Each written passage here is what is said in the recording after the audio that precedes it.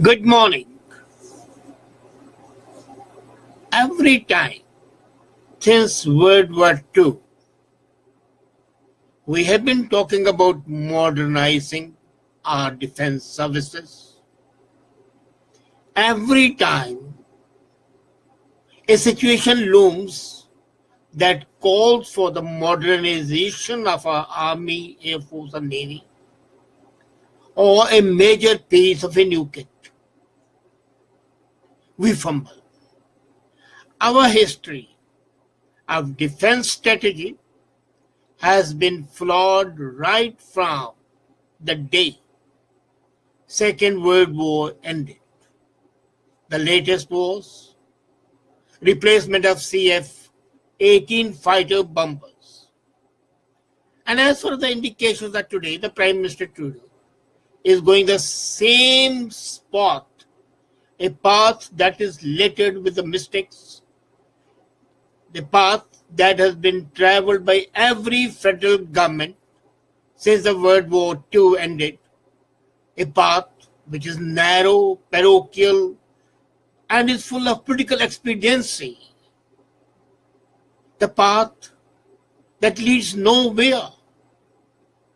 And yet, we are not bothered about, especially in the world today, as yesterday's defense strategy, the first defense strategy formulated by President Trump. I think even the papers have not covered it, let me tell you. The US, in its defense strategy, has very clearly stated that we are going to have a confrontation with China and Russia at the same time. This is a strategy which is prompting all the countries of the world to gear up, except Canada. Canada had gone into a sleep, rather a state of a coma, because they were unaware of the dangers. They thought that setting up NORAD to protect our borders and the air force space by the US makes us not vulnerable to any attacks. The reality is not so. The geopolitical situation changes, and the increasing isolationism gripping the USA is possible that the internal family feud might become more bitter. And this moment actually is an opportunity, a golden opportunity to re-enter the future security of this country. We have to redefine Canada's core interest as a very difficult world order is emerging. Perhaps this process should start by trying to build a consensus among the political parties in the House of Commons, where both the major parties, the Conservatives and the Liberals, are at loggerheads. But let's first identify Canada's basic interest, including the ongoing strategic defense. The war is going to be different. It's going to be either cyber warfare or biological or nuclear. We have no defense against incoming missiles. USA proposed a missile defense system, and the government, in its own way of thinking, rejected that offer. Look at the other middle powers. No, by no stretch of imagination can I say that Canada is a strong power. No way. Its military is next to nothing. The naval ships, I have traveled on them, are just rotten bathtubs. Air Force, the planes are aging. That's another story, that we are replacing them with the already aged ones. It's like that. If a guy becomes 65 and he says, well, he said, my retirement, and he retires, and the post is advertised saying, well, we'll only take people who are more than 75. This sort of a blind attitude is harming the national security interest. Now coming to the other middle powers, Australia, other Nordic powers, Denmark, Norway, Sweden, Finland, they have managed to do this without previous plans to re-equip army. They have not thrown out their equipment out of the window simply because the earlier governments had ordered it the way the present government is doing. And this is not the first time it's happened. It's not only Justin Trudeau. All the governments, as I said, have been doing it. All the middle power have definite defense strategies.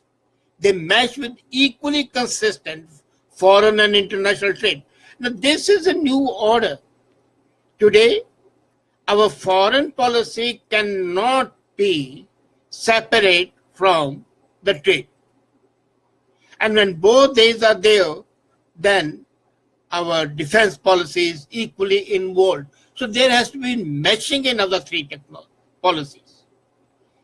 And Canada was number one. As a matter of fact, we had a giant one ministry, defense, the foreign affairs and trade.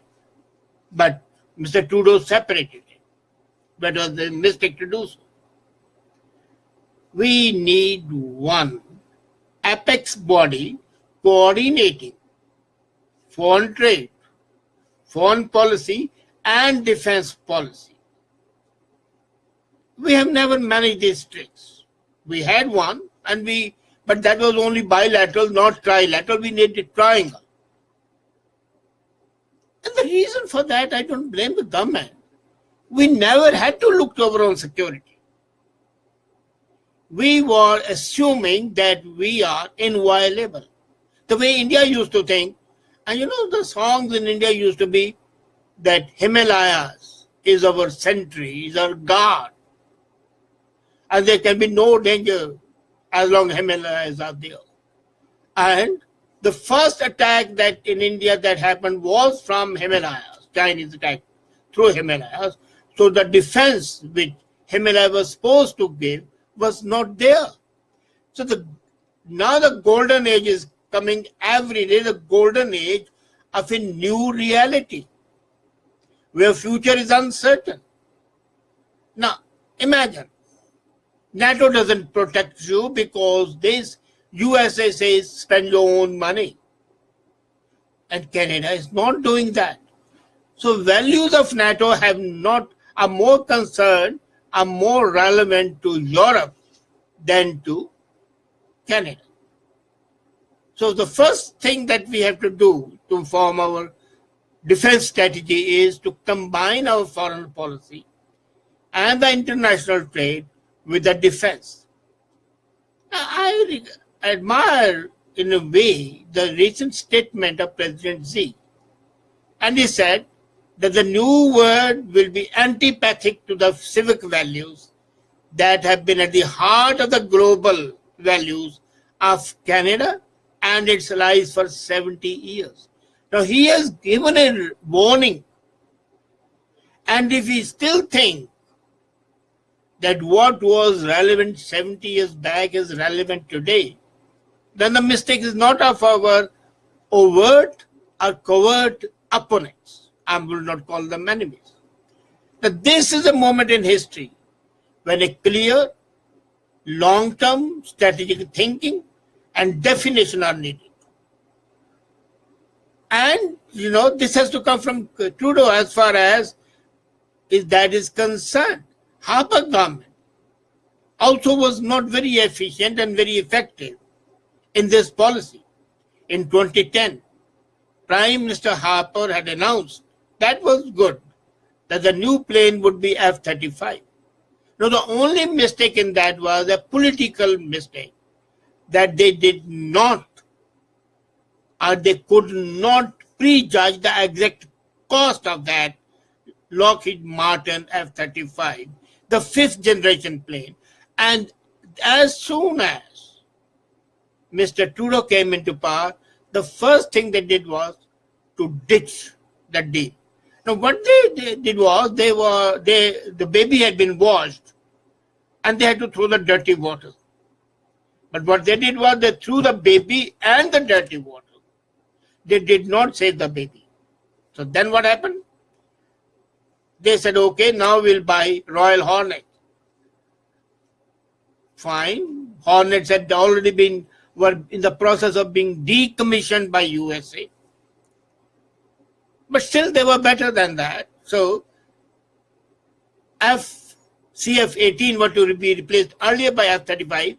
Then they said, okay, we'll do it by the Hornets. Now what happened?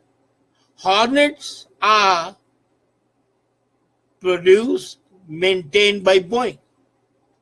And then because of the NAFTA dispute, when USA imposed a duty of 300% on Bombardier airplanes, Canada got annoyed, and then they said, okay, we will not buy anything from Boeing, anything manufactured from Boeing.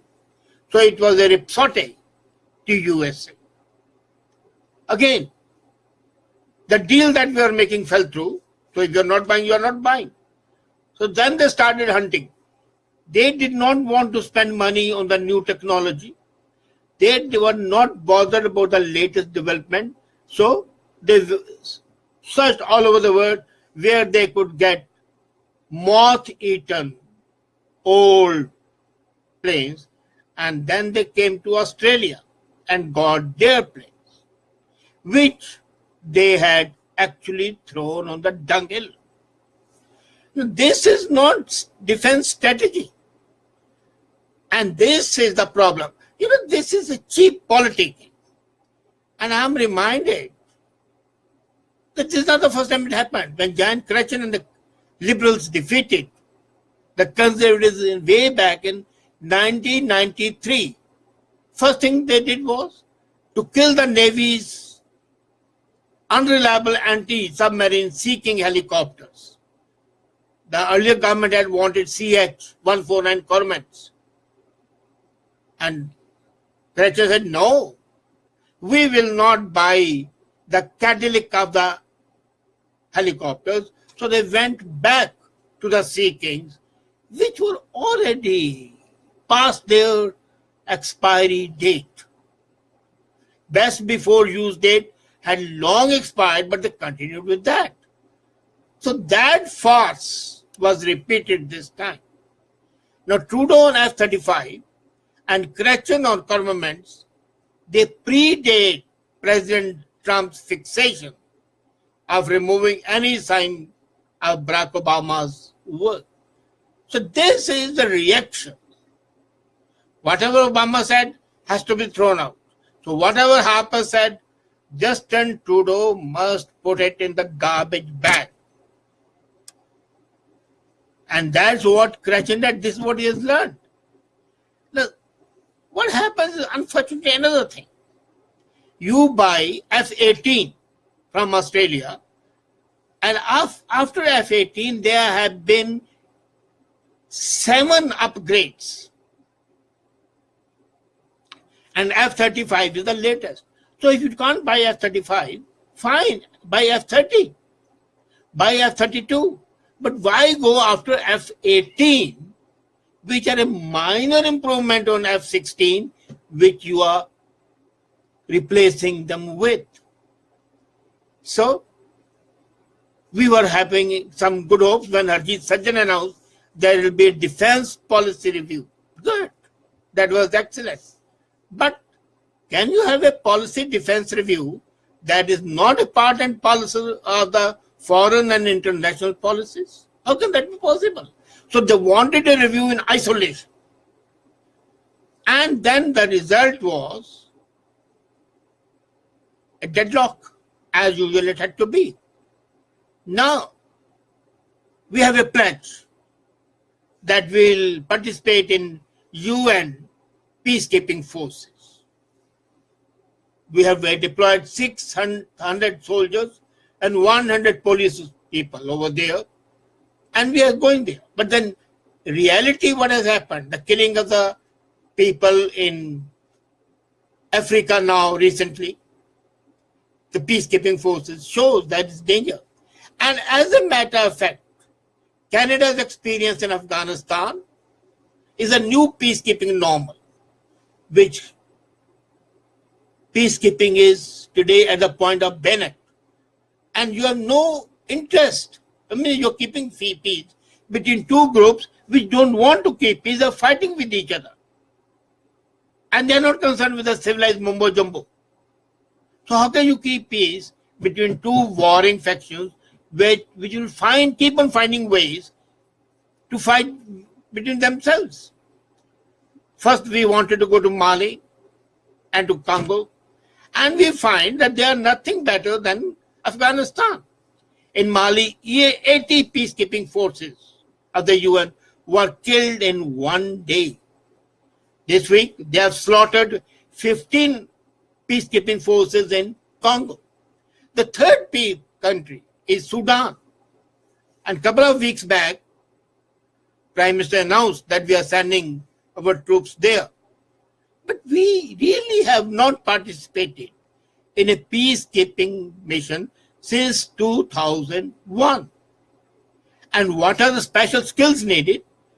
Our army is not aware. Our defense officers are not aware.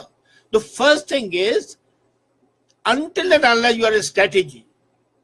For example, child soldiers. You can't fire on them as per the Canadian Charter, but they can fire on you. So should the defense strategy not lay out that in what condition, under what circumstances, you shall fire on the child soldiers and kill them? So the whole thing has to be looked de novo.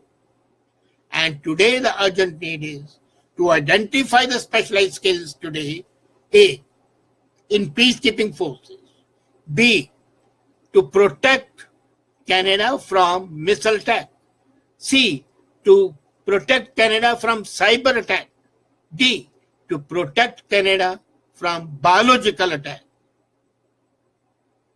And when I look around, I find confusion. Confusion was confounded. And that is what makes me say, oh Canada, where are you going? Stop now, take stock, and then proceed further. Going further without taking stock of the situation, without thinking of the possibilities, you are just committing harakiri. Harakiri, the Japanese concept of committing suicide. Looking very noble, looking great, and then dying unwept, unhonored, unsung. Let this be a clarion call to Harjit Sajjan, to Justin Trudeau, to the government, to the top brass in the defense services. Come up with a defense strategy today, looking at ecological situation, nuclear situation, trade, and foreign policy. That is the need of that day, and any further delay would be disastrous. Thank you.